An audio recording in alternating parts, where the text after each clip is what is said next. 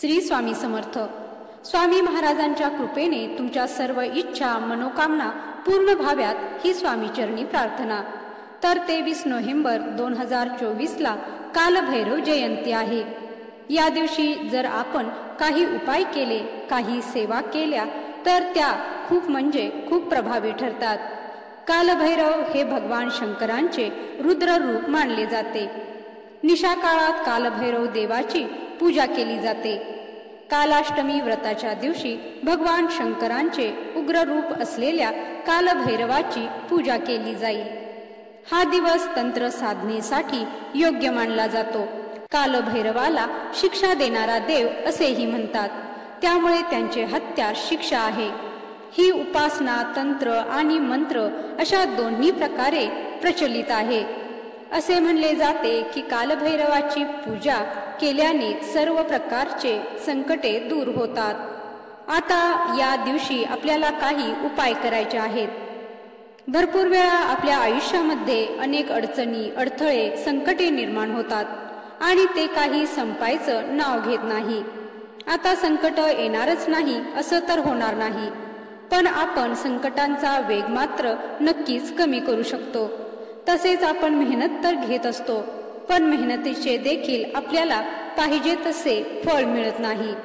मग आपल्या कष्टाला नशिबाची साथ मिळण्यासाठी, आपल्या आयुष्यातील दुःख दारिद्र्य दूर होण्यासाठी, तसेच आता प्रत्येकालाच आर्थिक टंचाई ही जाणवत असते. घरात पैसा आला तर तो स्थिर राहत नाही, कुठेतरी वायफळ खर्च होऊन जातो. किंवा आपण नुसती मेहनत घेतो, पण त्या मेहनतीचा पाहिजे तसा मोबदला पैसा मिळत नाही. मग आपले मन देखील नाराज होत असते. तर या सर्व समस्या दूर होण्यासाठी या दिवशी कोणते उपाय करावे, कोणत्या सेवा कराव्यात याबद्दलची सर्व माहिती आपण आज या व्हिडिओमधून जाणून घेणार आहोत. तत्पूर्वी तुम्ही चॅनलवरती नवीन असाल तर चॅनलला सबस्क्राईब करा आणि कमेंटमध्ये श्री स्वामी समर्थ किंवा ओम नमः शिवाय लिहायला विसरू नका. आता कालभैरव जयंतीच्या दिवशी भगवान भोलेनाथांची देखील पूजा केली जाते, कारण की भगवान शंकरांचेच उग्र रूप हे कालभैरव आहे. आता या दिवशी आपण सकाळी लवकर उठायचं आहे. अगदी तुम्ही ब्रह्म मुहूर्तावरती उठलं तरी पण चालेल. या दिवशी आपण आंघोळ करताना आंघोळीच्या पाण्यामध्ये देखील काही वस्तू टाकायच्या आहेत. यामुळे आपल्यामध्ये जी काही नकारात्मकता आहे ती नकारात्मकता देखील दूर होईल. तसेच घरामध्ये एखादी आजारी व्यक्ती असेल, व्यसनाधीन व्यक्ती असेल किंवा लहान बाळ असेल, वृद्ध व्यक्ती असेल, प्रत्येकाच्या आंघोळीच्या पाण्यामध्ये या वस्तू जरूर टाकाव्या. यामुळे आपल्या घरातील नकारात्मक ऊर्जा दूर होईल व आपल्या घरामध्ये सकारात्मक ऊर्जेचा संचार होईल. आपल्या घरामध्ये असणारी इडापिडा देखील दूर होईल. तर आता आंघोळ करताना आंघोळीच्या पाण्यामध्ये आपण 2 थेंब गंगाजल टाकायचं आहे. या दिवशी आपण पवित्र तीर्थस्थानी आंघोळ करणे याला खूप महत्त्व आहे, पण आपल्याला अशा ठिकाणी जाणे शक्य होत नाही. म्हणून आपण घरीच आंघोळीच्या पाण्यामध्ये 2 थेंब गंगाजल टाकावं. तसेच चिमूटभर काळे तीळ देखील आंघोळीच्या पाण्यामध्ये टाकायचे आहेत. तसेच आपण कच्चं दूध देखील आंघोळीच्या पाण्यामध्ये टाकावं. या 3 वस्तू टाकून आपण आंघोळ करायची आहे. आता या वस्तू टाकत असताना आपल्याला एका मंत्राचा जप देखील करायचा आहे. तो म्हणजे गंगेच यमुनेच व गोदावरी सरस्वती नर्मदे सिंधू कावेरी जलेश्मीन सन्निधीम कुरु. आपण आंघोळीच्या पाण्यामध्ये या वस्तू टाकत असताना हा मंत्र जप करायचा आहे. आता आपण आंघोळ झाल्यानंतर आपल्या घराच्या बाहेर थोडंसं पाणी शिंपडायचं आहे. आपण पाणी घ्यायचं आहे आणि त्या पाण्यामध्ये हळद टाकायची आहे आणि असं पाणी आपण आपल्या घरात, घराच्या बाहेर शिंपडायचं आहे. तसेच आपण आपल्या घरामध्ये देखील गोमूत्र असेल तर ते शिंपडायचं आहे. मग एक आंब्याचं पान घ्यावं. आंब्याच्या पानाला मध्ये होल असेल, छिद्र असेल असं पान घ्यायचं नाही. आंब्याच्या पानाने आपल्याला सर्व घरामध्ये गोमूत्र शिंपडायचं आहे. यामुळे आपल्या घरामध्ये जी काही नकारात्मकता आहे ती नकारात्मकता निघून जात असते व आपल्या घरामध्ये सकारात्मक ऊर्जेचा संचार होत असतो. आता नकारात्मक ऊर्जा नक्की कोणती? आपल्या इथे कोणी ना कोणी येत असते, मग शेजारी असो किंवा नातेवाईक असो. प्रत्येकालाच आपल्याबद्दल चांगले वाटते असे नाही. मग त्यांच्यामध्ये असणारा नकारात्मकता देखील आपल्या घरामध्ये कुठेतरी प्रभाव करत असते. मग आपल्या घराची, मुलांची, पतीची प्रगती कुठेतरी खुंटत असते. तसेच आपण बाहेरून देखील भरपूर वस्तू घरामध्ये आणत असतो किंवा आपण देखील आपल्याबद्दल घरामध्ये नकारात्मक बोलत असतो की मला हे जमणारच नाही, माझं नशीबच चांगलं नाही असे आपण म्हणतो. आणि वास्तू ही नेहमी तथास्तु म्हणत असते. त्यामुळे आपण चांगलं बोललात तरी पण वास्तू तथास्तुच म्हणेल आणि वाईट बोललं तरी पण वास्तू तथास्तुच म्हणेल. तर घरामधील ही नकारात्मकता दूर होण्यासाठी आपण या दिवशी आपल्या सर्व घरामध्ये गोमूत्र हे आवर्जून शिंपडायचं आहे. तसेच आपण संध्याकाळी कापुरासोबत देखील या दिवशी काही वस्तू जाळायच्या आहेत. यामुळे देखील आपल्या घरामध्ये असणारी नकारात्मकता ही नक्कीच दूर होईल. आता ज्यांना पण नोकरी व व्यवसायामध्ये अडचणी अडथळे येत असतील, मग नवीन नोकरी मिळत नाही किंवा नोकरीमध्ये प्रमोशन मिळत नाही किंवा व्यवसाय आहे तो व्यवसाय अगदी बंद पडण्याच्या मार्गावरती आला आहे, अशा समस्या जर उद्भवत असतील तर आपण आंघोळच्या पाण्यामध्ये रोज 2 थेंब मध टाकून आंघोळ करायची आहे. यामुळे नोकरी व व्यवसायामधील अडचणी दूर होतात अशी मान्यता आहे. आता या दिवशी आपल्याला कुत्र्याला एक गोष्ट खाऊ घालायची आहे, एक वस्तू खाऊ घालायची आहे. कुत्र्याला कालभैरवांचे वाहन देखील मानले जाते. तर आपण एक चपाती घ्यायची आहे. आता कुत्र्यासाठी आपण नवीनच चपाती बनवायची आहे.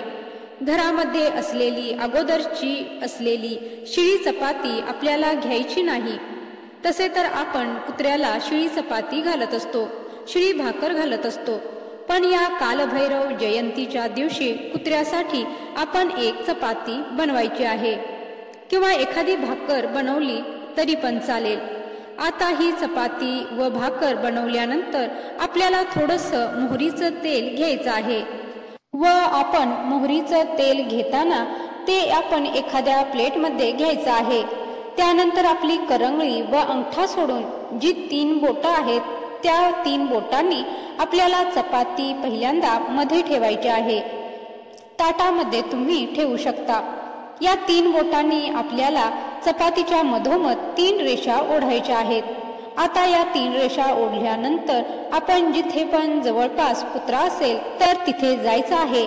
आता या दिवशी जर तुम्हाला काळा कुत्रा मिळाला तर अतिउत्तम होईल, कारण की या दिवशी आपण कुत्र्याला ही चपाती किंवा भाकर खाऊ घातली तर आपल्या आयुष्यातील दुःख, दारिद्र्य दूर होते, इडापिडा, नजरबाधा संपते असे म्हणतात. मग कुत्र्याला आपण ही चपाती खाऊ घालायची आहे. आता चपाती खाऊ घालत असताना आपण म्हणायचं आहे, ओम कालभैरवाय नमः, ओम कालभैरवाय नमः. या मंत्राचा 11 वेळा जप करायचा आहे. त्यानंतर आता तुमच्याकडे जर भंडारा असेल तर भंडारा देखील तुम्ही या कुत्र्याला लावू शकता. तसेच आपली जी काही इच्छा आहे, मनोकामना आहे ती कुत्र्याजवळ आपण म्हणायची आहे. जसं की आपल्या घरामध्ये पैसा येतो पण तो पैसा स्थिर राहत नाही किंवा घरामध्ये अडचणी अडथळे आहे, त्याबद्दल तुम्ही जेव्हा कुत्रा चपाती खात असतो तेव्हा आपण प्रार्थना करायची आहे की ही समस्या सुटू दे. शक्यतो तुम्हाला जर काळा कुत्रा मिळाला नाही तर तुम्ही दुसऱ्या कोणत्याही कुत्र्याला ही चपाती खाऊ घातली तरी पण चालेल. तर कुत्र्याला ही चपाती खाऊ घालणे अतिशय शुभ मानले जाते. आता यानंतर या दिवशी आपल्याला काही उपाय करायचे आहेत. घरामध्ये देखील पूजा सेवा करायची आहे. आता प्रत्येकाच्याच गावामध्ये कालभैरवाचं मंदिर असेल असे नाही. आता तुमच्या येथे जर असेल तर आपण तिथे जायचं आहे किंवा जर नसेल तर आपण घरीच पूजा करायची आहे. आता देवघरामध्ये आपण एक दिवा प्रज्वलित करायचा आहे. तुम्ही शुद्ध तुपाचा किंवा तिळाच्या तेलाचा, मोहरीच्या तेलाचा दिवा प्रज्वलित करू शकता. एक प्लेट घ्यायची आहे. प्लेटमध्ये कुंकवाने स्वस्तिक काढायचं आहे.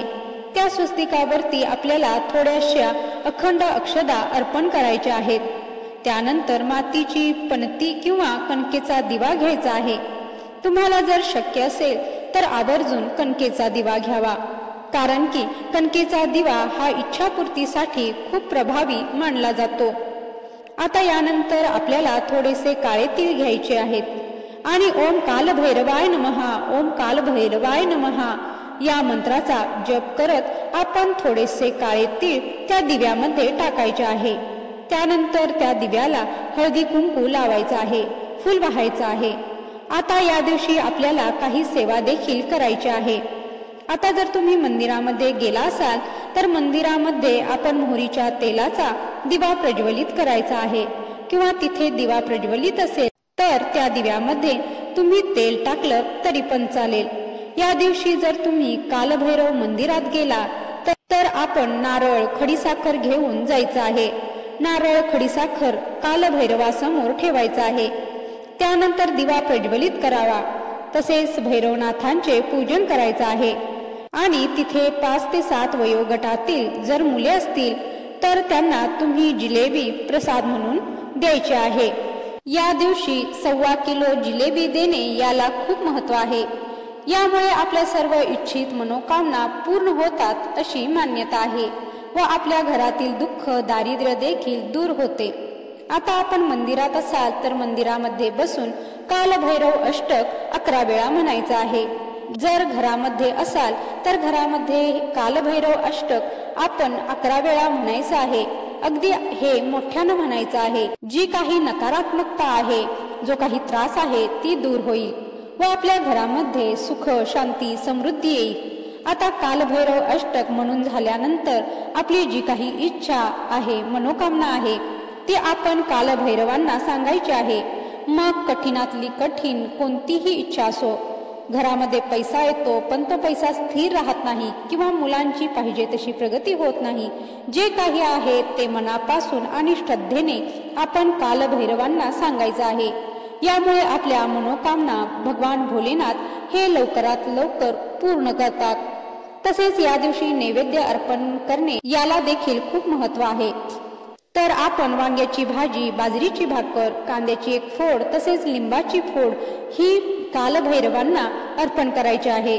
तसेच तुम्हाला जर मंदिरामध्ये शक्य नसेल तर घरीच तुम्ही हा नैवेद्य स्वामी समर्थ महाराजांपुढे अर्पण करू शकता.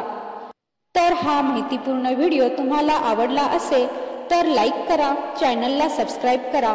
व्हिडिओ शेवटपर्यंत पाहिल्याबद्दल धन्यवाद. जय श्री स्वामी समर्थ.